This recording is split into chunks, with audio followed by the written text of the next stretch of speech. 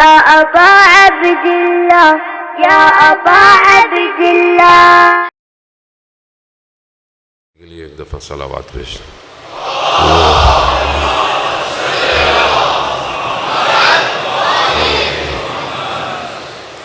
لا حول ولا قوة إلا بالله العلي العظيم. حسبنا الله ونعم الوكيل نعم المولى ونعم النصير.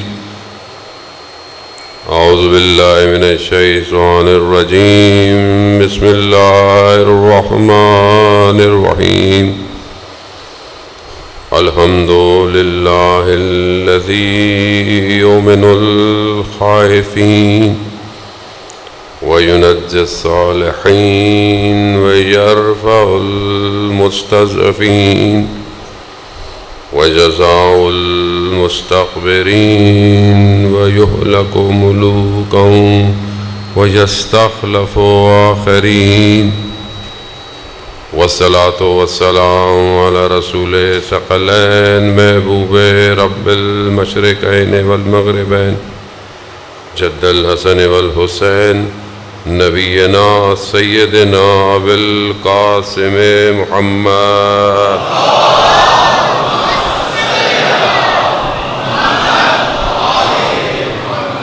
وعلى آله الطيبين الطاهرين المعصومين لا سيما بقية الله في الأرضين. روحي وأرواحنا لتراب مقدم الفداء ولعنة الله على أعدائهم أجمعين.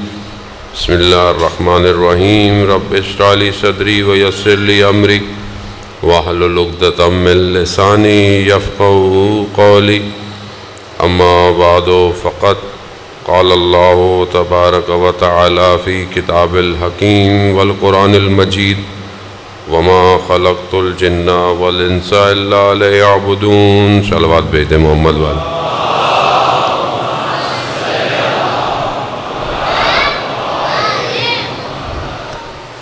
عزیزان محترم، شب عاشوراء ہے اور آج کی شب ایک شب کا مہمان رہ گیا سیدہ کا لال. خداوند متعال نے ہمیں یہ توفیق دی کہ بہرحال ہم ان چند دنوں میں جمع ہوتے اور اس مقصد کا ذکر کرتے کہ جس کے لیے امام حسین علیہ السلام کربلا پہنچے. نہیں پتا کہ ہم لوگ کتنا یہ بیان کر پائے یا نہیں کر پائے. حق تو خیر کبھی بھی ادا نہیں ہو سکتا، لیکن ایک قدم انسان ضرور آگے کی طرف بڑھ سکتا ہے. اگر انسان ایک قدم بھی بڑھ جائے خداوند متعال کی طرف، حدیث قدسی ہے، پروردگار خود ارشاد فرماتا ہے تم ایک قدم بڑھاؤ میں 10 قدم تمہاری طرف بڑھاؤں. عزاداری سید الشہداء بھی خدا کی طرف بڑھتا ہوا قدم ہے، کیونکہ یہاں پر ہم اللہ کا ذکر کرتے ہیں اور ان کا ذکر کرتے ہیں جس کا خود خداوند متعال نے ذکر کیا ہے. خوب ہمیں بہرحال اسی پیغام کو رہتی دنیا تک پہنچانا ہے. یہ چند دن جو آپ کے درمیان میں فرصت ملی، موقع ملا، اس میں بہرحال میں نے کوشش کی کہ لطف الہی کے ساتھ کہ وہ فیکٹر بیان کیے جائیں کہ زمانے کا ولی تنہا کیوں رہ جاتا ہے، کیوں لوگ ولی الزمان کو، حجت خدا کو اکیلا چھوڑ دیتے ہیں. بہرحال چند دن گفتگو کی وہ کون سے فیکٹر ہیں کہ ایک قوم، ایک ملت، ایک امت انحطاط، رکود کا شکار ہو جاتی ہے. بہرحال آج میں اسی کو خلاصہ کر کے جم کر کے آپ سے التماس دعا، پھر زندگی رہی خدا نے دی تو پھر دوبارہ آپ کے درمیان میں حاضر ہوں گے. یقیناً بہرحال مجلس میں شاید آخر میں دعا کا وقت نہ ملے، لیکن جتنے بھی عوامل، جتنے بھی فیکٹر انوالو رہے اس مجلس کو، عزاداری کو قائم کرنے میں، ایک ایک شخص جو کہ شاید ہمیں نظر بھی نہ آتا ہو، جس کا نام بھی ہمیں نہ پتہ ہو، اسکاؤٹ، سیکیورٹی اور خود اہلیان محلہ، ظاہر ان چند دنوں میں ان کے اوپر بھی بہت سختی رہی، مشکلات ہوتی ہیں بہرحال، لیکن انہوں نے بھی فراغ دل کا مظاہرہ کیا، ٹرسٹ ہو گئی، انجمن ہو گئی، اور بانیان مجلس جنہوں نے یہ مجالس کرائیں، پولیس، رینجرز، ہر کوئی، بہرحال میڈیا والے، ساؤنڈ والے، ہر شخص نے اپنے حصے کی جو ہے وہ بہرحال زحمت کی ہے، لیکن اس کا اجر ہمارے پاس نہیں ہے. اس کا اجر خداوند متعال اپنی بارگاہ سے خود عطا فرمائے گا. حسین کریم ابن کریم ہے. جو امام حسین علیہ السلام کی راہ میں خرچ کیا جائے، چاہے وہ مال ہو، چاہے وہ وقت ہو، چاہے وہ قدم ہو، چاہے وہ فکر ہو، امام اسے کئی گنا زیادہ لوٹا کے واپس کرتے ہیں. امام تو وہ ہیں کہ جب شخص امام کے پاس آیا اور مدینہ ہے، ضرورت مند ہے، امام کے گھر گیا، امام نے اسے دروازے کے پیچھے سے دیا. کہا مولا آپ سامنے کیوں نہیں آئے؟ کہا میں اس کی آنکھوں میں کوئی شرمندگی نہیں دیکھنا چاہتا. وہ اتنے بڑے کریم ہیں، یعنی ان کی دین جو ہے وہ سب کے لیے کھلی ہوئی ہے. یہ ہم نے امام حسین علیہ السلام کو فرقوں میں بانٹ دیا ہے، ورنہ امام حسین کی شخصیت اگر آپ کتابیں اٹھائیں اور پڑھیں، کرسچینٹی نے جو کتابیں لکھی ہیں، دوسرے ممالک کے لوگوں نے جو کتابیں لکھی ہیں، آپ کو پتہ چلے گا کہ امام حسین کی شخصیت عالمگیر شخصیت ہے، فراگیر. کیوں؟ کیونکہ کربلا کے اندر وہ یونیورسل فیکٹر ہیں کہ جو پوری دنیا کے لیے ایک جیسے ہیں، جس میں پہلی چیز مظلوم کے ساتھ اپنی آواز کو بلند کرنا. یہ پوری دنیا میں یونیورسل ہے. جہاں بھی ظلم ہو رہا ہے، فطرت یہ کہتی ہے کہ ظلم کے مقابلے میں کھڑے رہو، مظلوم کا ساتھ دو. اب یہ فیکٹر پوری دنیا اس میں انوالو ہے اور پوری دنیا اس کو سمجھتی ہے. نیلسن منڈیلا کو جب زندان کے اندر کہا گیا، پریشر ڈالا گیا کہ ختم کرو اپنی اس تحریک کو اور سائن کرو اور دستبردار ہو جاؤ، تو وہ کہتا ہے مجھے اس رات کو امام حسین علیہ السلام کی قربانی یاد آئی، تو اس نے سیکریفائس نہیں کیا. عزیزان محترم، لیکن ہم شاید اس بات کو سمجھ نہیں پاتے، ہم آپس میں بھی سمجھ نہیں پاتے، ممبر پہ بھی ہمارے آپس کے لوگ سمجھتے ہیں کہ شاید یہ کسی ایک فرقے کی ہے عزاداری. ایسا نہیں ہے عزیزان محترم. آپ سفر کو دیکھیں کہ پروردگار جب انبیاء کو بھیج رہا ہے تو اس کا ہدف ہے کہ یہ امت کمال پہ پہنچے، یہ امت رشد کرے، اور ایک ایک کر کر پروردگار نے اپنے نبیوں کو بھیجا. لیکن اس کے مقابلے میں دشمن بھی آیا، اس کے مقابلے میں وہ رکاوٹیں بھی آئیں کہ جس نے اس رشد کو روکنا چاہا، اس کمال کو روکنا چاہا. اب رشد کیوں ضروری ہے؟ آپ بولیں کیوں کمال ضروری ہے؟ قرآن کئی دفعہ بولتا ہے، امام حسین کے خطبوں کے اندر ہے کہ میں ارشاد رشد کے لیے آیا ہوں. رشد کیوں ضروری ہے؟ کیوں انسان کمال پہ پہنچے؟ آپ ایک بچے کو، چاہے وہ آپ کا اپنا بیٹا کیوں نہ ہو، آپ اس کو اپنا کاروبار اس کے ہاتھ میں نہیں دے سکتے. کیوں؟ کیونکہ اسے بازار کا نہیں پتا، اسے حساب کتاب نہیں پتا، اسے سیاست نہیں آتی، اسے ڈپلومیسی نہیں آتی. وہ پورے سرمائے کو کیا کرے گا؟ ڈبو دے گا. جب وہ بالغ ہو جاتا ہے، جب وہ میچور ہو جاتا ہے، تو آپ اس کے ہاتھ میں سرمایہ دیتے ہیں. خدا بھی قوموں کو رشد کر کر کوئی عظیم سرمایہ دینا چاہتا ہے. خدا کچھ دینا چاہتا ہے، خدا ایسے نہیں دینا چاہتا ہے کچھ دے، اور وہ تب ملے گا کہ جب قوم اس قابل ہو جائے. عزیزان محترم، جب ایک ایک کر کر انبیاء آتے رہے اور آخری نبی جب آئے تو دین کامل کر دیا. اب حکم احکامات پورے ہو چکے ہیں، دین کامل ہو گیا، اب اس کے بعد کوئی نبی نہیں آئے گا. یعنی اس کا مطلب ہے کہ بشریت کی عقل اب اپنے پیک پہ پہنچ گئی ہے. اب اس عقل کو کنٹینیو کرنے کے لیے پروردگار نے ائمہ علیہ السلام کے سلسلے کو، کیونکہ اس کو بچانا بھی تھا، اس کو آخر تک لے کے جانا تھا. لیکن قرآن جہاں ہمیں بہت ساری چیزوں کا ذکر کر رہا ہے، قرآن وہاں یہ کہہ رہا ہے کہ اپنے نبی کی آواز سے زیادہ اپنی آواز کو بلند نہ کرو. لا ترفعوا اصواتکم، اپنی آواز کو نبی کی آواز سے بلند نہیں کرو. اگر آپ آیت کی ذیل میں جائیں تو کچھ لوگ تھے جو اونچی آواز میں گفتگو کرتے تھے، تو خدا نے کہا اونچی آواز میں گفتگو نبی کے آگے نہیں کرو. یہ ظاہر آیت ہے. اصل آیت یہ ہے کہ وہ جتنی تحریکیں، وہ جتنی پلاننگ، وہ جتنی اسٹریٹجی، وہ جتنے بھی کام جو نبی کی آواز کو کم کرنے کے لیے خدا ان کو حکم دے رہا ہے، اور یہ قیامت تک کے لیے ہے کہ وہ رسول خدا کے جانے کے بعد جو شور شرابہ شروع ہوا، کیا چیز تھی؟ رسول کی آواز کیا ہے؟ رسول کیا فرما رہے ہیں؟ لا الہ الا اللہ. دین صرف ایک ہی کلمہ ہے، لا الہ الا اللہ ہے، اور کچھ نہیں ہے دین. باقی سب دین کی تفسیر ہے، اسی کلمے کی تفسیر ہے. کیا صرف ایک خدا کی عبادت کرو بس. امام حسین علیہ السلام اسی کلمے کی تفسیر کے لیے کربلا آئے تھے کہ لا الہ الا اللہ، ایک خدا کی عبادت کرو، جو خدا نے کہا ہے اس کو مانو. مگر سامنے بھی تو مسلمان تھے، کلمہ پڑھتے تھے. کلمہ پڑھنا کچھ اور ہے، کلمے کو جاری کرنا کچھ اور ہوتا ہے. وہاں پر اپنے کردار سے وہ یہی کہہ رہے تھے. کیا کہہ رہے تھے؟ خدا نے جو کہا ہے وہ صحیح نہیں ہے. اب آپ پریکٹیکل اپنی لائف میں بولیں، میں یہ پڑھا ہوا ہوں، میں یہ کرتا ہوں، لیکن آپ کا عمل، آپ کا کردار اس کی نفی کرتا ہو تو لوگ کیا بولیں گے آپ سے؟ لوگ آپ سے کیا بولیں گے؟ بچہ آپ سے کہے کہ میں آپ سے محبت کرتا ہوں، محبت کرتا ہوں، محبت کرتا ہوں، مگر سارے وہ غلط کام کرے جو آپ اس کو منع کرتے ہیں، تو آپ کیا کہیں گے اس کو؟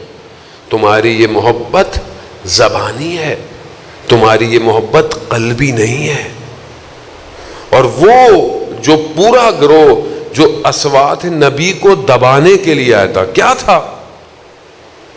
اب بہرحال بہت سارے مسائل بھی ہوتے ہیں، آدمی بہت ساری چیزیں بیان بھی نہیں کر سکتا کھل کھلا کے ہر چیز. ایک تو لائف جاری ہوتی ہے. عزیزان محترم، ایک نام صرف ایسا جو تاریخ میں برداشت نہیں ہوتا تھا، وہ کیا تھا؟ وہ رسول کا نام تھا. رسول کا نام جب اذان میں آتا تھا تو کئی لوگ اسے برداشت نہیں کر سکتے تھے. اسی لیے اسلام کے اندر نفوذ کر کے اس آواز کو دبانے کی کوشش کی گئی، کردار سے کوشش. ابو علی سینا کا مشہور واقعہ ہے. ابو علی سینا آپ جانتے ہیں کہ کتنا بڑا عالم تھا، کتنا بڑا حکیم تھا. ابو علی سینا کیا کہتا ہے؟ ابو علی سینا یہی کہتا ہے کہ جب اس کا ایک شاگرد تھا، اور وہ شاگرد اس نے بڑے اس سے لیا تھا، بڑے طریقے سے لیا تھا کہ یہ اتنا انٹیلیجنٹ ہے، یہ کسی دکان پہ یا کسی اس پر آگ کی دکان پہ کام کرنے کے لیے اسے میں اپنے پاس لے لیتا ہوں. ایک دن ہمدان کی شدید سردیوں میں ابو علی سینا نے اسے یہ کہا کہ میرے لیے پانی لے آؤ وضو کے لیے. اب باہر برف پڑی ہوئی ہے، اندر گرمی ہے، شاگرد بھی ابو علی کا ہے. اس نے کیا بولا؟ اس نے یہ بولا کہ باہر ٹیمپریچر مائنس ہے، اندر زیادہ ہے، میں باہر جاؤں گا مریض ہو جاؤں گا، آپ تیمم کر لیں. اور اکثر ابو علی سینا کی حکمت پہ یہ کہتا تھا کہ آپ کے پاس اتنا علم ہے. آج تک ابو علی سینا کی کتابیں پڑھائی جاتی ہیں میڈیکل کے اندر کی. کہا کہ آپ اتنے انٹیلیجنٹ ہیں، آپ نبوت کا دعویٰ کیوں نہیں کر لیتے؟ آپ کیوں نہیں کہتے کہ آپ نبی ہیں؟ ابو علی سینا خاموش رہتے تھے. اس زمانے کے اندر سپیکر نہیں تھے، مائک نہیں تھے، لوگ مناروں پہ چڑھ کر اذان دیتے تھے.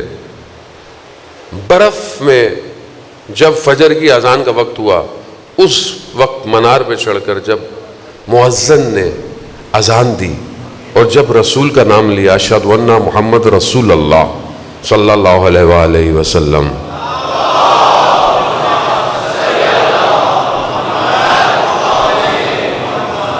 جب نام لیا تو اس نے اپنے شاگرد سے کہا، میرا شاگرد ہوتے ہوئے اس مؤذن نے نبی کو دیکھا نہیں ہے، 700 سال گزر گئے، ابھی بھی نبی کے نام کو لے کر گواہی دے رہا ہے، اور تم میرا شاگرد ہوتے ہوئے میرا پانی نہیں لا سکتا. یہ اللہ کے نمائندے ہیں، ان کا مقابلہ کوئی نہیں کر سکتا. اسی آواز کو دبانے کے لیے پورا یہ نبی کی آواز سے اوپر اپنی آواز کو، یہی ہوا. نبی کی آواز کو دبانے کی کوشش کی گئی. من کنت مولا فہذا علی مولا. آواز کو دبانے کی کوشش کی گئی. تاریخ آواز کو دبا رہی ہے. پوری کوشش کی گئی کہ نبی کی آواز کو جو ہے وہ کم کیا جائے, خاموش کیا جائے, آہستہ کیا جائے. اور باقی ساری چیزیں, شور آپ کے سامنے آج پوری دنیا میں شور مچا ہوا ہے. دشمن شور ہے. خبر, اخبار یا خبر, خدا قرآن میں کہتا ہے نبأ العظیم, یعنی بڑی خبر, عظیم خبر. یہ عظیم خبر کیا ہے؟ اور دوسری طرف آج یہ جو خبر ہے, جو آپ سمجھتے ہیں کہ دنیا جو اخبار دکھا رہی ہے, خبریں دکھا رہی ہے, نیوز دکھا رہی ہے, یہ کیا ہے؟ یہ میجورٹی, یہ ساری وہ خبریں ہیں کہ جو جھوٹی خبریں, فیک نیوز ہیں, اور اصل کو دبانے کے لیے, اصل کو دبانے کے لیے میڈیا پورا کس کے ہاتھ میں؟ دشمن جانتا ہے کہ رسول کی آواز کو کیسے دبایا جائے. آج کے دور کے اندر کس طرح دبایا جائے. آپ کے سامنے کوئی آپ حق بات کرے, یوٹیوب بلاک ہو جاتا ہے, فیس بک اڑ جاتا ہے, ٹویٹر اڑا ہو جاتا ہے, انسٹاگرام اڑا دیتا ہے. کیوں؟ کیونکہ آپ جب صحیح خبر دیں گے. اسی لیے انہوں نے خبروں کا سارا پلیٹ فارم اپنے پاس رکھا ہوا ہے. عزیزان مولانا سمجھنے کی کوشش کریں. وہ دور اور آج کے دور میں فرق ہے, مگر اسٹریٹجی ایک ہی ہے, خبر ایک ہی ہے. کس طریقے سے خبر ہے؟ یہودی اور عیسائی مدینہ کے اطراف میں جانتے تھے کہ یہ جو نبی آیا یہ حق کا نبی ہے, یہ سچ کا نبی ہے. سارے انہوں نے سائن دیکھے ہوئے تھے, نشانیاں دیکھی ہوئی تھی انہوں نے, مگر پھر بھی انکار کیا. کیوں انکار کیا؟ چھپایا, دوسری خبریں پھیلائی. کیوں؟ کیونکہ اپنی ریاست, اپنا وجود خطرے میں نظر آ رہا تھا. چھپاؤ اس کو, بتاؤ نہیں کہ یہ سچا نبی ہے. اور آپ کے سامنے مدینہ کے پاس اتنے یہودی کیسے آ گئے تھے؟ خیبر اور اس کے علاوہ جتنے تھے یہ مدینہ میں, کیونکہ انہوں نے اپنی کتابوں میں اپنے علماؤں سے سنا ہوا تھا کہ فلانی سرزمین پر آخری نبی آئے گا. مگر جیسے ہی نبی آئے اس کے بعد نفس آڑے آ گیا, ریاست طلبی. اور سب سے بڑا افسوس یہ تھا انہیں کہ یہ ہماری قوم میں سے نہیں ہے. یعنی اللہ کا ولی بھی اپنے گھر سے چاہیے انہیں, اللہ کی مرضی نہیں, یہ بھی ہمارے گھر قوم. یہی سب سے بڑا مسئلہ ہے آج تک. اس کو آپ اور اپنے ذہن کو, اسپیکٹرم کو تھوڑا اور اٹھائیں, بڑھائیں. ہم تو صدر اسلام کے واقعات اور حوادث کو یہ تو سنتے ہیں, سن کے ویسے نکل جاتے ہیں, تحلیل کرنا ہمارے لیے مشکل ہے. آج کے دور کے اندر چھوٹا سا گروہ سارے مسلمانوں کو ہڑپ کرنے کے چکر میں لگا ہوا ہے, اور مسلمان نہیں سمجھ رہا کہ اس کو اللہ نے کیا دیا ہے. جو بھی قوانین الہی کو دبائے گا گویا وہ رسول کے مقابلے میں ہے, رسول کے مقابلے میں ہے. رسول خدا نے فرمایا, پیچھے آپ روز دیکھتے ہیں لیکن حسین و منی وانا من الحسین, یعنی اگر کوئی مقصد امام حسین کو بھی دبانے کی کوشش کرے تو کیا کر رہا ہے؟ وہ رسول کی اصوات کو دبانے کی کوشش کر رہا ہے. عزیزان اللہم صلی علی محمد. اب یہ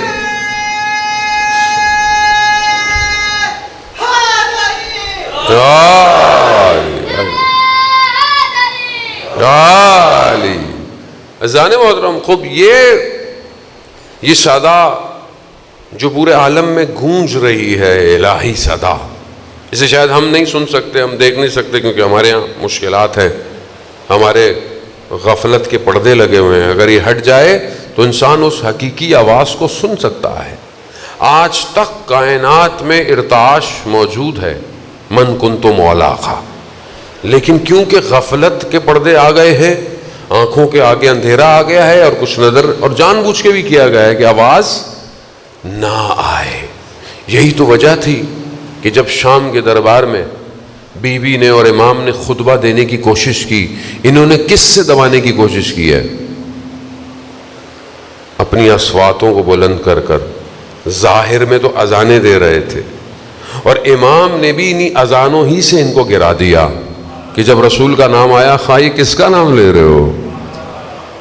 عزیزانہ خوب، اب اصوات صدائے حق ہے، اسے کوئی نہیں دبا سکتا، یہ امر الہی ہے۔ آج دنیا جو بھی اخبار، دنیا کی لائبریریاں، دنیا کی ساری چیزیں جو ظاہری طور پر میں نے آپ کو بتایا کہ انسان جو ہے وہ تمدن ماڈرنائزیشن کی طرف جو جا رہا ہے، اصل ماڈرنائزیشن اس حقانیت کو دبانے کا نام ہے۔ لباس اچھے پہن لینا، اچھا کھانا کھا لینا، اچھی جگہ رہ لینا کوئی حرج نہیں، اسلام منع نہیں کرتا آپ کو ترقی سے، لیکن جس ترقی کی طرف، جس ظاہر کی طرف یہ آپ کو لے کے جا رہے ہیں، وہاں سے یہ آپ کی اپنی آئیڈینٹی چھین رہے ہیں، آپ سے چھین رہے ہیں جو آپ کی اپنی اصل شناخت ہے۔ آپ کی اصل شناخت انسان ہونا ہے، بشر ہونا ہے، بشریت کے تقاضے ہیں، فطری ہے کہ انسان کو عبادت کرنی ہے، پرستش کرنی ہے، فطری ہے کہ عدالت ہو، فطرت میں انسان کی عدالت ہونی چاہیے، فطرت میں ہے کہ انسان کسی کے ساتھ ظلم نہ کرے، اس کو چھین کر جانوروں کی طرف لے کے جا رہے ہیں۔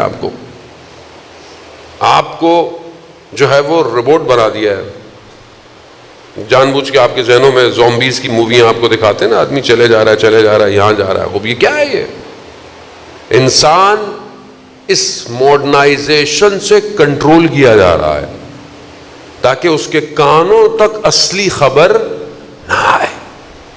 اتنے کان آلودہ کر دو، اتنے ذہن پر کر دو کہ اس کے ذہن میں اصلی خبر سننے کی صلاحیت نہ رہے، وہ خبر اصلی کہ جو صدا آئے گی، انا بقیت اللہ۔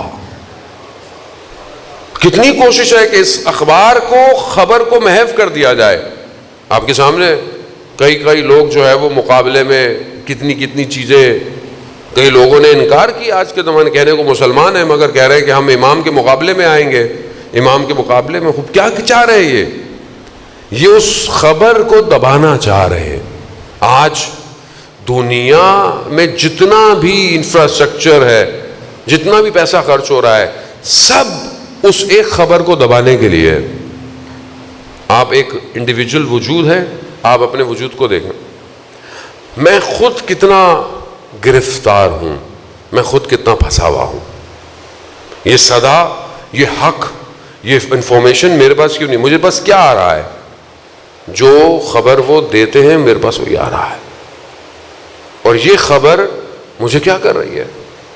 آج آپ ایک عام آدمی سے پوچھیں اس کے پاس انفارمیشن کیا ہے جو وہ انہوں نے دی ہے۔ دنیا میں کیا ہو رہا ہے نہیں پتا، ہمیں اپنے محلے میں جو ہو رہا ہے وہ نہیں پتا ہوتا، ہم دنیا کی کیا خبر لیں گے؟ ملک میں کیا ہو رہا ہے، شہر، اتنا بیزار کر دو آج کے جوان کو کہ وہ خود لا تعلق ہو جائے حقانیت سے۔ وہ کہے مجھے اس سے کیا، یہ روز کا ڈرامہ ہے، کبھی سیاسی ڈرامہ ہے، کبھی مذہبی ڈرامہ ہے۔ ابھی آج مذہب کی بات کرو مولانا کس کی بات سنیں، کس کی بات نہ سنیں؟ کنفیوژن کریٹ کر دیا جائے، اور یہ انسان کو اس جگہ لا کے کھڑا کر دے گا کہ جہاں انسان حق کی طرف جانے سے کترائے گا۔ عزیزان محترم، یہ عزاداری، یہ امام حسین علیہ السلام کا مقصد بار بار اس لیے آتا ہے، یہ جو کنفیوژنز کریٹ ہو گئی ہیں، یہ جو غفلت ہو گئی ہے، اسے ہم دور کر دیں اور اللہ اور رسول کے ان بتائے ہوئے احکامات پہ اپنی زندگی گزاریں۔ آسان ہے فارمولہ، دین مشکل نہیں ہے، مشکل بنا دیا گیا۔ جوان بھاگتا ہے کہ یہ کرنا پڑے گا، وہ کرنا پڑے گا، کچھ نہیں کرنا، واجبات کو ادا کریں بس۔ کئی لوگ کہتے ہیں مولانا صاحب وظیفہ چاہیے، فلانا عمل کریں، فلانا آیت اللہ عظمہ بہجت رضوان اللہ تعالیٰ علیہ کی خدمت میں شخص آیا کہ مولانا آغا عارف بننے کا فارمولہ دے دیں، کیا دعائیں پڑھوں، کیا چیزیں پڑھوں؟ انہوں نے کہا نہیں، انہوں نے کہا واجبات، جو واجب ہے اس کو ادا کرو، جو حرام ہے اسے چھوڑ دو۔ اس نے کہا بس اتنا سا؟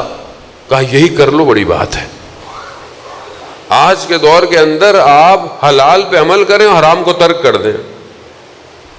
کیوں مشکل ہے؟ کیونکہ حرام حلال میں مکس ہو گیا ہے، باطل اپنا کوئی وجود نہیں رکھتا، اگر باطل حق کے ساتھ مکس ہو جائے نا تو کھڑا ہوتا ہے، مگر کوئی امام علی کے مقابلے میں آ سکتا تھا؟ حق کی ملاوٹ کر دی، قرآن نیزوں میں اٹھا لیے، حافظ نمازی، یہ کیا ہے؟ حق کو مکس کر دیا۔ لوگ کیا ہو گئے؟ لوگ کنفیوز ہو گئے، لوگ کہاں جاتے؟ آسان نہیں ہے۔ آج آپ ہزاروں سال بعد جب تاریخ دیکھتے ہیں تو آپ کہتے ہیں کیسے لوگ تھے یہ کیسے لوگ تھے؟ ان کو امام سمجھ میں نہیں آئے، ان کو رسول سمجھ میں نہیں آئے۔ آپ دیکھتے ہیں نا، آپ اپنے آپ کو وہاں لے کے جائیں، خدا کا شکر کریں کہ ہم وہاں نہیں تھے، ورنہ ہم بھی بالکل ایسی جیسے آج ہمیں حق سمجھ میں نہیں آ رہا۔ آج آپ کو حق سمجھ میں آتا ہے؟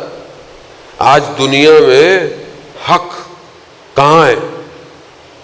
آپ بولیں گے بھائی روایت ہے، حق المال علی علی مال حق، حق علی کے ساتھ ہے اور علی حق کے ساتھ ہے۔ خوب یہ تو ہے، اور یہ تمام اہل سنت اور ہم سب کے منابوں میں ذکر ہے۔ آج حق، یا آج یوں کہیں کہ آج حضرت علی کے ساتھ کون ہے؟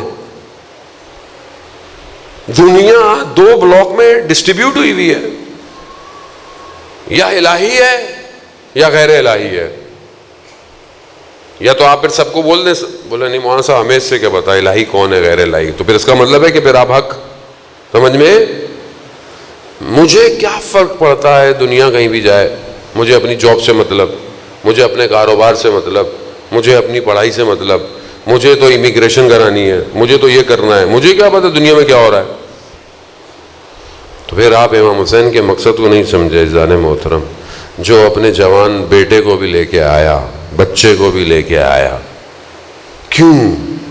تاکہ حق واضح ہو سکے قیامت تک، چھپ نہ پائے۔ حسینیت ایک ایسا شعار ہے جو ہر جگہ جا کر باطل کو الگ کر دیتا ہے، رک نہیں پاتا۔ قرآن دیکھیں سورۃ طٰہٰ، پروردگار یہ ساری چیزیں جو مکس ہیں بتا رہا ہے۔ میں بہرحال شب عاشور ہے، میں بہت زیادہ آپ کو زحمت نہیں دوں گا، جلوس ہے، ماتم ہے، عزاداری ہے، بہرحال مجھے خلاصہ سا پیش کرنا تھا آپ کی خدمت میں کہ ہم بیدار ہوں، ہم قوموں میں، ہم زبانوں میں، ہم فرقوں میں، ہم اداروں میں، ہم شخصیتوں میں نہ بٹیں، اتحاد کریں۔ ڈفرینس ہر کسی میں ہوتا ہے، ہونا بھی چاہیے، نظریاتی اختلاف ہے، روشی اختلاف ہے، طریقے کا اختلاف ہے، ہونا خوب۔ ڈفرینس تو انسان کو بوسٹ دیتے ہیں۔ اگر ساری کمپنیاں ایک ہی چیز بنائیں تو آپ کھائیں گے کیا؟ ضروری ہے کہ الگ الگ چیزیں ہوں، لیکن یہ چیزیں اختلاف کا باعث نہیں بنتی ہیں۔ لیکن ہم ٹوٹ رہے ہیں عزیزان محترم، پیغام ایک ہی ہے، لا الہ الا اللہ۔ اسی ایک پیغام کے لیے امام حسین پرچم لے کر آئے تھے۔ قرآن کیا کہہ رہا ہے؟ سورۃ حضرت موسیٰ کا واقعہ ہے، اچھی خاصی آیات ہے، میں خلاصہ آپ کی خدمت میں پیش کروں گا۔ حضرت موسیٰ طور پہ گئے 30 دن کے لیے، 10 دن ایکسٹینڈ ہو گئے، اضافہ ہو گیا۔ پہلی ذکت کو گئے 30 ذکت تک، خدا نے 10 دن کیا کیے؟ آج پہلی ذلت سے 10 ذلت جو ہم کرتے ہیں، اور 2 رکعت نماز بھی پڑھتے ہیں جو مغرب عشاء کے درمیان میں، جو حج کے برابر کا ثواب ہے جو 10 دن پڑھتا ہے، اس کے اندر بھی ہمیں کہتے ہیں۔ حضرت موسیٰ 10 دن زیادہ رک گئے طور پہ۔ پیچھے جب واپس آئے تو کیا دیکھا انہوں نے؟ دیکھا قوم گوسالے کی پرستش کر رہی ہے۔ گوسالہ کیسے بنایا؟ جتنا ان کے پاس سونا چاندی تھا، یہ جو بنی اسرائیل بھاگے تھے فرعون سے اپنی جان بچا کے، سونا چاندی تھا، اس سب کو پگھلوا کر سامری کو دیا۔ سامری نے اس سے ایک گوسالہ بنا لیا، اور اس کے اندر سے آواز آتی تھی۔ اس نے کہا کہ یہ وہی رب ہے جو موسیٰ کا رب ہے، موسیٰ نے ان کو چھوڑ دیا ہے، یہ رب ہے۔ پوری قوم، عزیزان محترم توجہ، وہ قوم جو فرعون سے نجات دیکھ چکی تھی، وہ قوم جو دریا نیل کے معجزے دیکھ چکی تھی، وہ قوم گوسالے کی عبادت کرنے لگ گئی۔ قرآن عبرت ہے، ہمیں ہدایت نہیں ملے گی، ہم پڑھ کے مردے کو کیا ہدایت ثواب بخشیں گے؟ وجہ کیا تھی؟ پیچھے حضرت ہارون کو اپنے وصی کو چھوڑ کے گئے تھے اور انہوں نے جا کر اقدام بھی کیا، لیکن قوم نے سنا ہی نہیں. کہا نہیں موسیٰ آئیں گے تو دیکھ. جب حضرت موسیٰ آئے، قرآن کہہ رہا ہے حضرت موسیٰ غضبناک ہوئے، اپنے بھائی ہارون کے پکڑا بھی صحیح، ان کا مجھے تو چھوڑ دے، میرا کیا قصور ہے. سامری سے پوچھا بھی تم نے کیا کیا یہ؟ سامری کیا کہتا ہے؟ بس یہ ایک نقطے پہ آپ کو لا کے پہنچانا. سامری کہتا ہے کہ جب یہ جو دریا کا راستہ بنا تھا تو میں نے دیکھا کہ مرکب پر دریا خشک کیسے ہو رہا ہے. حضرت جبرائیل جا رہے ہیں، حضرت جبرائیل کے مرکب کے قدموں کی وجہ سے یہ جگہ خشک ہو رہی تھی. وہ جو مٹی تھی وہ میں نے اٹھا کے چھپا کے رکھ لی تھی. اس مٹی کے اندر تاثیر تھی، ظاہر ہے کچھ تو چیز تھی وہ. یعنی کیا؟ یعنی حق کو تھوڑا سا چھپا لیا. پھر کیا کیا؟ باطل میں کہا مجھے شیطان نے وسوسہ کیا اور میں نے سونوں سے گوشالہ بنایا اور مٹی اس میں ڈال دی. باطل خود کچھ نہیں ہے، حق ملاوٹ کی جاتی ہے. میں بہت زیادہ سٹریس نہیں دوں گا اس جملے پہ، اب نہ بہت زیادہ زوم کر کے میں آپ کے لیے چیزیں کھولوں گا. اب آپ کے اندر اتنی رشد عقل کے اندر ہونی چاہیے کہ چیزوں کو اب آپ خود سمجھیں کہ کس طرح باطل حق کا سہارا لے کر اندر گھس کے تباہ کر رہا ہے، تباہ کر رہا ہے. اللہ صلی علی محمد یا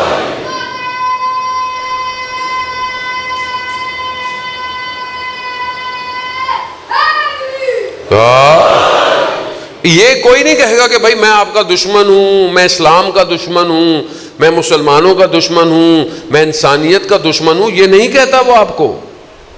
وہ اسلام کے لبادے میں آئے گا، وہ لا الہ الا اللہ کا پرچم اٹھا کے آئے گا. مسلمانوں کو کاٹ رہا ہے، مسلمانوں کو مار رہا ہے. یہ بیسٹ ٹول. اگر آپ کو بتاؤ کہ سامنے اسلام دشمن طاقت ہے، قوت ہے، تو آپ پوری طاقت کے ساتھ لڑیں گے نا اسے. لیکن آپ کی شکلیں بھی مسلمانوں جیسی بنا کے آ جائے تو اچھی خاصی تعداد تو کنفیوز ہو جائے گی کہ کیا کریں. نعرہ بھی وہی ہو، باتیں بھی وہی ہوں، کام سارے الٹے ہوں. یہ دشمن کا آج کا حربہ نہیں ہے، یہ اس وقت کا حربہ ہے بنی اسرائیل سے. یہ آپ کے سامنے جو ایسی فوجیں بنا دی انہوں نے جس کے حلیے مسلمانوں جیسے ہیں، لیکن کام سب کسی اور کے ایجنڈے پہ ہو رہا ہے. یہ مسلمانوں کو، خود مسلمانوں کو سمجھنا چاہیے کہ اگر کوئی آپ کی صفوں میں گھس کر آپ کے اساس کو، مسلمات کو نقصان. اسلام کیا کہتا ہے؟ اسلام کہتا ہے کہ کسی، چاہے وہ کافر کیوں نہ ہو، چاہے وہ کوئی بھی ہو، ان کے کسی بھی چیز کو نقصان نہیں پہنچاؤ. اور ہم اسلام کے نام پر اپنے ہی ملک کو جلا دیتے ہیں، بعض اوقات اپنی دکانوں کو تباہ کر دیتے ہیں. تو آپ دیکھیں کہ کیا مسلمان ہے. اسلام تو جنگ کے اندر کہہ رہا ہے کہ درختوں کو بھی نقصان نہیں پہنچاؤ. اسلام، کیونکہ رسول کی آواز کو خاموش کرنے کی کوشش جب کی جائے تو یہی ہوتا ہے. ذہن محترم، آج دنیا ٹیکنالوجی کے ذریعے سے، آج دنیا ٹی وی چینل، سیٹلائٹ کے ذریعے سے، آج دنیا سٹوریز کے ذریعے سے، آج دنیا اینیمیشن، اپلیکیشن، گیمز کے ذریعے سے جوانوں کے کانوں کو خراب کر رہی ہے، آنکھوں کو آلودہ کر رہی ہے. وہی جوان کیسے کھڑا ہوگا خدا کی بارگاہ میں؟ ساری محنت اس لیے ہے کہ یہ ایک جوان برباد ہو جائے. بس اتنی انویسٹمنٹ اس لیے ہے کہ یہ جو اتنی محنت ہو رہی ہے دنیا میں کہ یہ سب جمع ہوں اور اس ایک کے امت بنے، یہ امت نہ بن پائے. اور ہم سب کہیں نہ کہیں ان چیزوں کا شکار ہو رہے ہیں. ہمیں نہیں پتا کہ ہم کب دشمن کے اعلی کار بن جاتے ہیں، ہمیں خود نہیں پتا. کیسے اپنے آپ کو خاص صاف کرے. یہ مجلس حسینی یہ پاک کرتی ہے، یہ طاہر بناتی ہے. جو یہاں پر آ کر گریہ کرتا ہے، روتا ہے خود، چاہے شہید مطہری فرماتے تھے کہ چاہے چھوٹا سا قطرہ بھی آپ کی آنکھ کا آنسو آتا ہے نا، یہ خدا اس قطرے کی وجہ سے بھی جہنم کی آگ سے بچا دے گا۔ مجلس ہے اس لیے، سب کے لیے ہے، یہ آؤ، یہ دروازہ کھلا ہوا ہے، اس مظلومیت کو پہچانو، اس حقانیت کو پہچانو۔ یہ وارث انبیاء ہے جو کربلا آیا ہے، یہ وارث اوصیاء ہے، اولیاء ہے، یہ اللہ کا نمائندہ ہے۔ اس کے مقابلے میں جو آیا ہے وہ رسول کے دین کو خاموش کرنا چاہتا ہے، بجھانا چاہتا ہے، دبانا چاہتا ہے۔ کوئی وحی نہیں تھی، کوئی حلال کوئی حرام نہیں ہے، اور امت خاموش ہے۔ جب امت خاموش ہو جائے، اس امت کو جگانے کے لیے شہید کے خون کے قطرے قوموں کو بیدار کرتے ہیں۔ شہید الشہداء نے جو قربانی دی ہے، آج اگر کوئی کہیں پہ بھی نماز پڑھ رہا ہے، سب امام حسین علیہ السلام کے صدقے میں ہے۔ آج مسلمان حج کر رہا ہے، آج مسلمان عمرے کر رہا ہے، یہ سب امام حسین علیہ السلام کی قربانی کی وجہ سے۔ ورنہ وہ دین کی شکل جو 50-61 ہجری میں تھی، اگر وہ چند عرصے بھی کنٹینیو چلتی تو آج اسلام کدھر ہونا تھا؟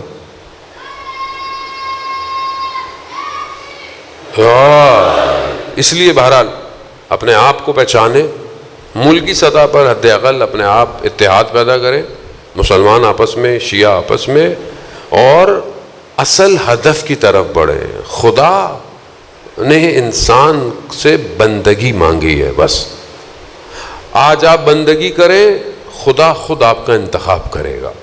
جوان پوچھتا ہے کہ میں امام زمانہ کے لیے کیا کروں، میں کیسے کروں؟ اپنے اندر اس کیفیت کو پیدا کریں کہ جو ایک جوان کے اندر ہونی چاہیے۔ خود امام آپ کا انتخاب کریں گے، خود امام زمانہ آپ کو اٹھائیں گے۔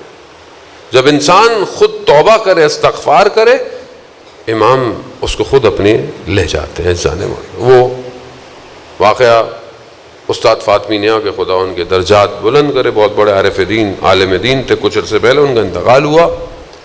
وہ بہرحال ان کا نام آیا تو میں ان کا ایک جملہ، ان سے کسی نے پوچھا کہ کیسے پتہ چلے کہ ہم ابھی تک بچے ہوئے ہیں، یعنی غرق نہیں ہوئے، برباد نہیں ہوئے، دنیا میں ڈوبے نہیں ہیں۔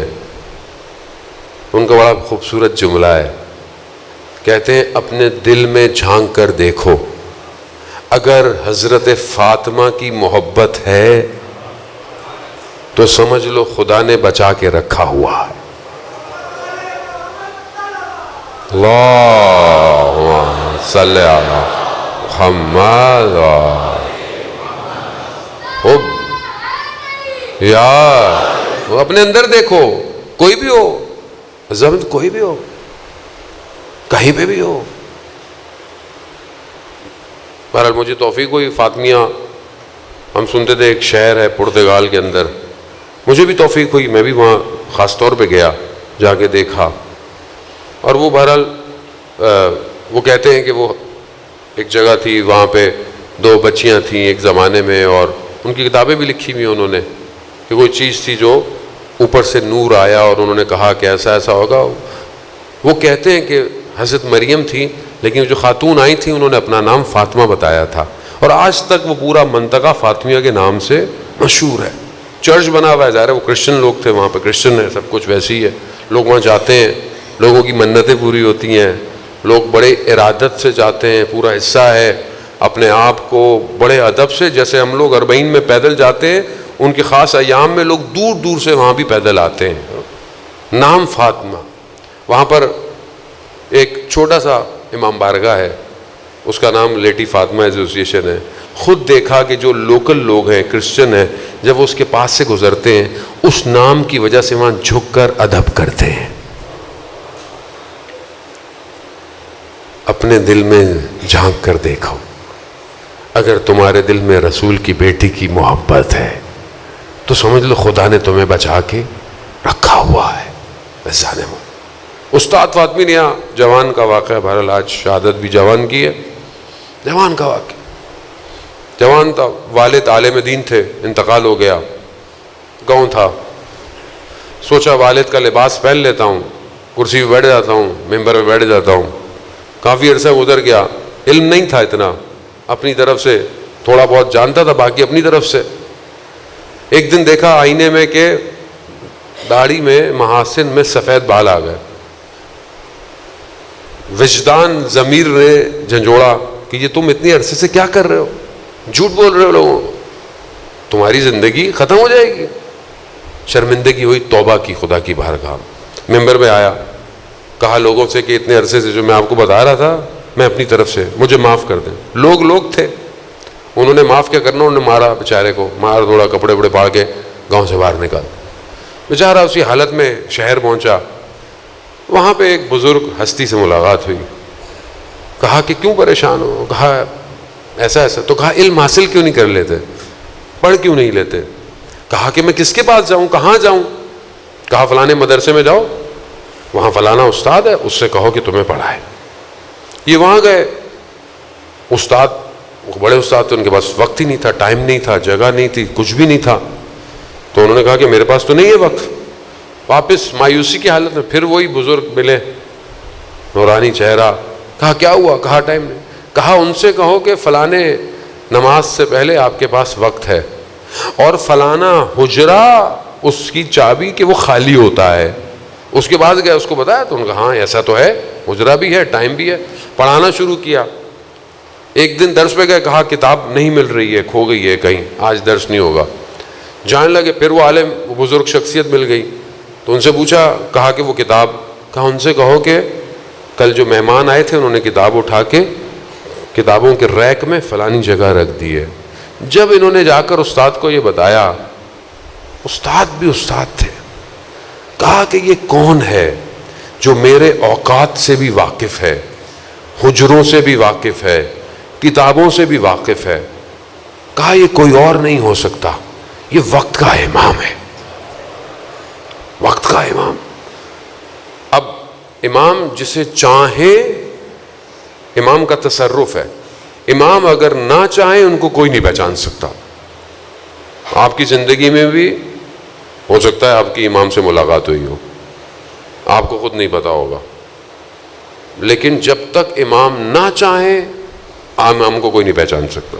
اکثر جو ملاقاتیں، کتابیں، معتبر کتابیں، تو میں ظاہر ہے میں بعض لوگ کہتے ہیں کہ معتبر کتابیں، استاد فاطمی نے کہا، اس آیت اللہ شمس الدین نے بھی اس کو بیان کیا، بہت معتبر کتابوں سے پڑھا کریں، ایسے نہیں پڑھیں گے ایسی کتابیں ایسی ہوں نا۔ اکثر ملاقاتیں ایسی ہیں کہ جب وہ چلے گئے تو لوگوں کو احساس ہوا کہ یہ امام تھے۔ ہر کسی کو نہیں اس قابل ہوتا۔ آیت اللہ قاضی طباطبائی کے ایک شاگرد تھے، ہم بہت بڑے شاگرد تھے، انہوں نے اپنے استاد سے وظیفہ مانگا تھا کہ میں امام کی زیارت کروں، اور وظیفے کو مسجد سہلہ میں کیا، لیکن جیسے ہی امام کا نور آیا وہاں سے امام کے آگے ہاتھ چھوڑ دیے انہوں نے، کہا مولا میں ظرفیت نہیں رکھتا کہ آپ کو دیکھ پاؤں، آسان نہیں ہے یہ۔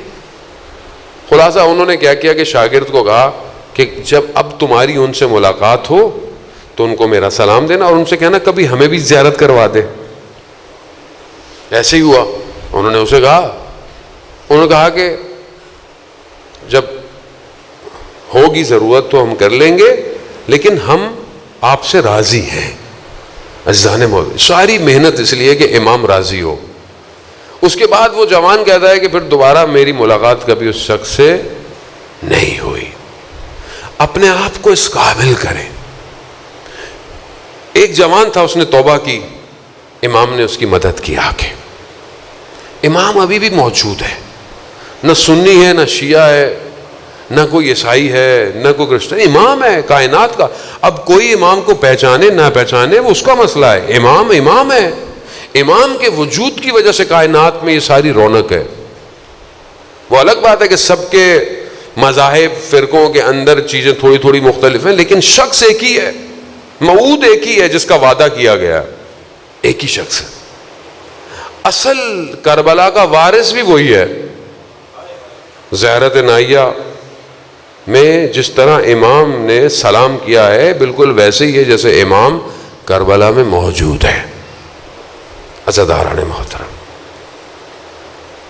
بہت دن آپ آئے، عزاداری کی، گریہ کیا، بی بی آپ سے راضی ہوں۔ حق یہ ہے کہ ہم حق ادا نہیں کر سکتے۔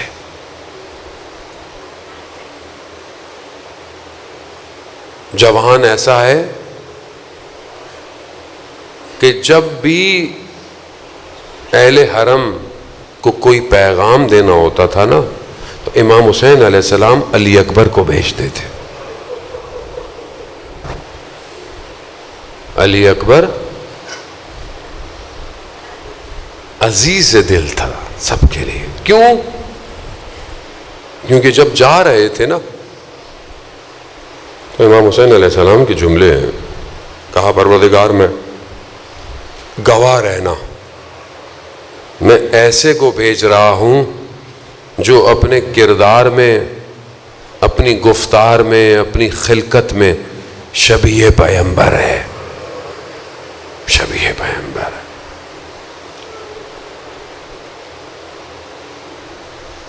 راستے میں پہنچ رہے ہیں، ابھی کربلا نہیں پہنچے، امام کی آنکھ لگی ہے۔ امام نے بیدار ہوتے ہی کہا انا للہ و انا الیہ راجعون۔ حضرت علی اکبر پیچھے پیچھے ہیں۔ جوان، ہمیں حضرت علی اکبر سے درس لینا چاہیے زندگی میں۔ اپنے آپ کو دیکھیں کہ ہم حضرت علی اکبر کو کتنا فالو کرتے ہیں۔ حضرت علی اکبر نے کہا بابا یہ کلمہ کیوں کہا آپ نے؟ کہا میں نے خواب میں دیکھا کہ ایک منادی ندا دے رہا ہے کہ موت اس قافلے کے پیچھے پیچھے ہے۔ کہا بابا ہم حق پہ نہیں ہیں؟ کہا نہیں ہم حق پہ ہیں۔ کہا بابا کیا فرق پڑتا ہے ہم موت پہ جا پڑے یا موت ہم پر آ پڑے؟ اب یہ ہے علی اکبر۔ عزاداران محترم، روز عاشور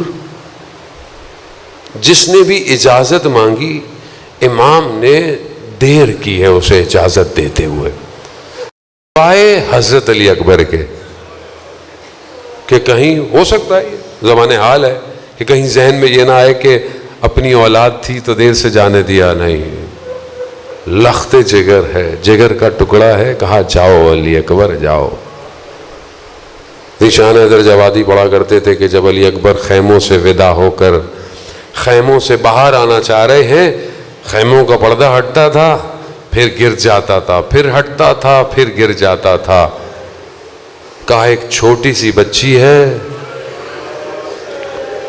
جو علی اکبر کو لپٹ کے کھڑی ہوئی ہے۔ علی اکبر، ہاں آزاد ہم اس درد کو محسوس نہیں کر سکتے۔ ایک لمحے کے لیے احساس ہو جائے پھٹ جاتا ہے، خود رونا شروع کر دیں۔ ہم اس طرح گریہ بھی نہیں کر پاتے۔ بہرحال یہ لطف ہے امام کا، یہ جو ہم جب گریہ کرتے ہیں، یہ اخلاص، یہ خلوص کہ ہم اپنے آپ کو بھول جاتے ہیں روتے وقت، یہ سب امام حسین کا کرم ہے، ہمارا کوئی نہیں ہے۔ یہ ان قربانیوں کا نتیجہ ہے کہ جو کربلا میں بکھرتی رہیں۔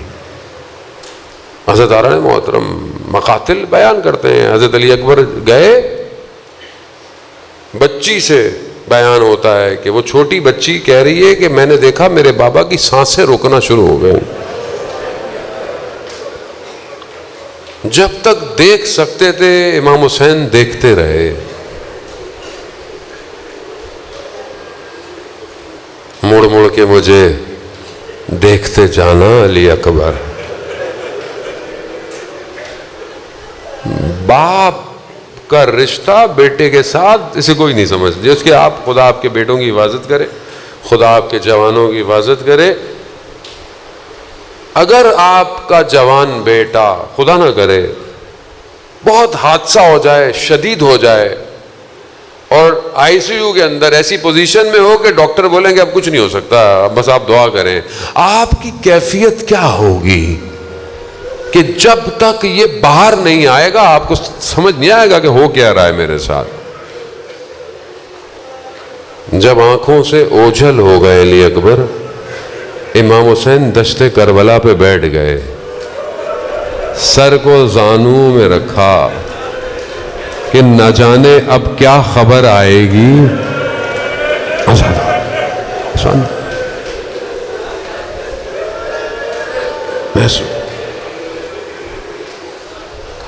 میرا جوان بیٹا ہے، میں نے ایک لمحے کے لیے محسوس کیا نہیں کر پایا، نہیں کر سکتا آدمی، وہ بھی علی اکبر۔ مقام عرف علی اکبر کا کہتے ہیں کہ ہم بیان نہیں کر سکتے۔ جس نے شہادت سے پہلے آخری لمحوں میں رسول کو جام کوثر لاتے دیکھا ہو، اس کا مقام کتنا بڑا ہوگا۔ جنگ لڑی علی اکبر نے۔ کہتے ہیں علی اکبر واپس آئے، امام بابا، لوگ بیان کرتے ہیں کہ علی اکبر کیوں واپس آئے درمیان؟ حضرت علی اکبر نے کہا بابا ذرا جو پہنی ہوئی ہے ظاہر ہے اس کی شدت نے اور پیاس بابا مارے دیتی ہے۔ کبھی آپ کو وہ دن نہ دکھائے خدا کہ آپ کی اولاد آپ سے کچھ مانگے اور آپ کے پاس نہ ہو۔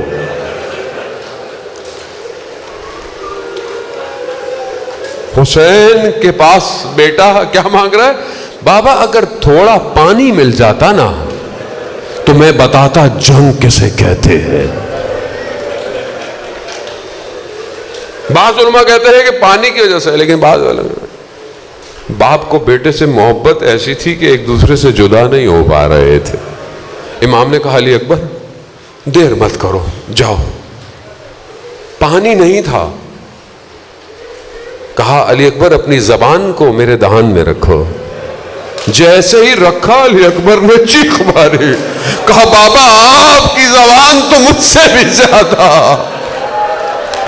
ارے کون جانے یہ سیدہ کی لال کب سے پیاسا تھا، پانی کہنے کو تو چند دن سے نہیں تھا، حسین کتنے دن سے پیاسا ہے یہ کوئی نہیں جانتا۔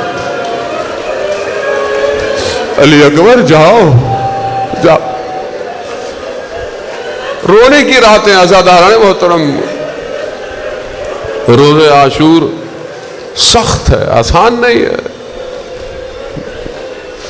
آج کی رات ساری مائیں اپنے بچوں کو خیموں میں لے کے بیٹھی ہیں، کل یہ ساری ماؤں کی گودیں اجڑنے والی ہیں۔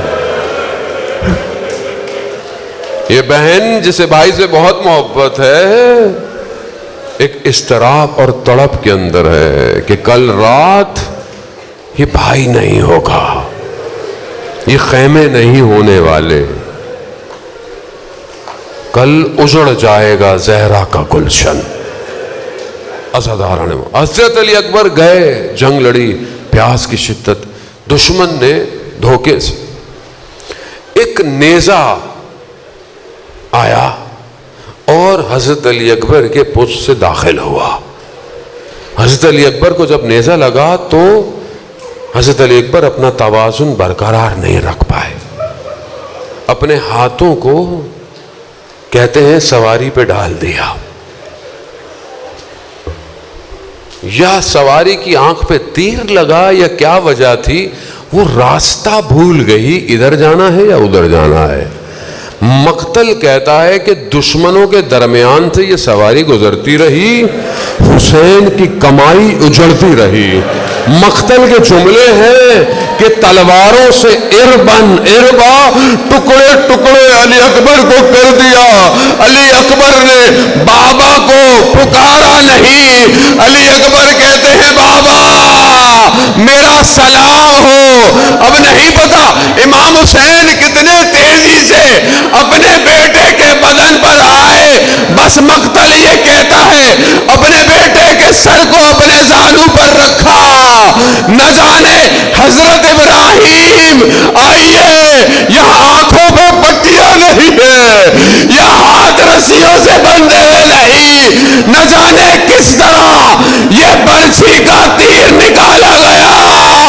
ہاں بس امام حسین نے بس یہی جملہ کہا، ولدی اے میرے بیٹے علی اکبر، اے میرے بیٹے علی اکبر، اے میرے بیٹے علی اکبر. امام حسین سے علی اکبر کا بدن اٹھایا نہیں گیا. بنی ہاشم کے جوانوں آؤ، علی اکبر کو اٹھاؤ. پھر نہیں پتا کس طرح اتنا ہے بنی جھوٹ ہے، انہیں نہیں پتا کہ کل ان کی کیا رہے.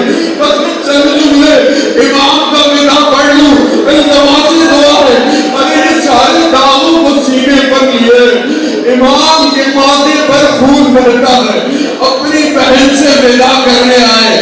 نہ جانے کیا گفتگو ہوئی، مقتل خاموش ہے. بس اتنا بتاتا ہے کہ جب خیموں سے باہر نکلے امام کی سواری چلنا شروع ہوئی تو آواز آئی، محلن محلن بدن زہرا. ارے آہستہ چلو زہرا کے نام، آہستہ. امام نے مل کر دیکھا میری جگہ ہے، کہا ابھی تو مل کر آئے تھے، کیا ہوا؟ کہا مجھے ماں کی وصیت یاد آ گئی. ارے ماں کا نام سننا تھا. حسین سواری سے نیچے اترے، بیت الحنت کا کپڑا ہٹایا، بہن نے گلے میں بوسہ لینا شروع ہوئے. نہیں پتا یہ کیا فلسفہ ہے، یہ کیا حکمت ہے. جب سب ہو گیا امام حسین گر گئے. امام زمانہ زیادہ دکھائیے میں کہتے ہیں کہ امام جب زمین پر آئے کہتے ہیں کہ نہ جانے کتنے نیزوں کے نشان تھے، 100 تلواروں کے نشان تھے، پتھروں کے نشان تھے، لکڑیوں کے نشان تھے. حالت یہ ہے امام مڑ کر خیموں کو نہیں دیکھ سکتے، آنکھ کانوں کے ذریعے شور کو سن کر دیکھتے ہیں. عزاداران محترم اسی لمحے شمرون جاویدن اللہ صدر ہے. ارے خواہ ہو کہ میں یہ پڑھوں اس طرح سے مرنے کا. ارے خود خنجر چلنا شروع ہوا. سمجھ میں آیا ماں نے وصیت کیوں